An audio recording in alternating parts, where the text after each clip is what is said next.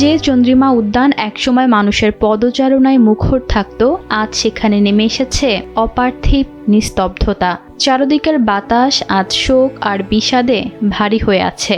যে মাটির নিচে শান্তিতে ঘুমিয়ে আছেন শহীদ রাষ্ট্রপতি জিয়াউর রহমান, সেই ভূমির পাশেই পরম যত্নে প্রস্তুত করা হচ্ছে খালেদা জিয়ার শেষ শয্যা।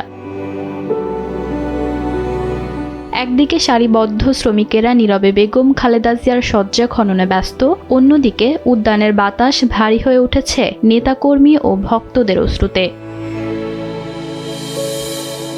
ইতিমধ্যেই খালেদা জিয়ার নিথর দেহ তার বাসভবন ফিরোজায় নেওয়া হয়েছে। বেলা 2টায় জাতীয় সংসদ ভবনের দক্ষিণ প্লাজা ও মানিক মিয়া অ্যাভিনিউয়ে তার জানাজা অনুষ্ঠিত হবে।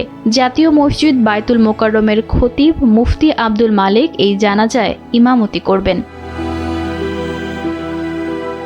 দীর্ঘ ৪৪ বছরের এক রাজনৈতিক পথ চলা, বছরের পর বছর কারাবরণ আর অসহ্য অসুস্থতার গ্লানি, সব আজ মুছে যাওয়ার লগ্ন এসেছে। আপসীন নেত্রী আজ চিরতরে বিদায় নিচ্ছেন। তিনি আজ ফিরছেন পরপারে, তার সেই চিরচেনা সঙ্গীর পাশে, যার হাত ধরে রাজনৈতিক আঙিনায় তার প্রথম পদার্পণ ঘটেছিল। রাজনীতির আকাশে যেই দুই উজ্জ্বল নক্ষত্র দীর্ঘকাল বিচ্ছিন্ন ছিল, আজ এই মাটির কোল তাদের আবারও এক করে দিচ্ছে। ঈশিতা আক্তার, সময়ের আলো।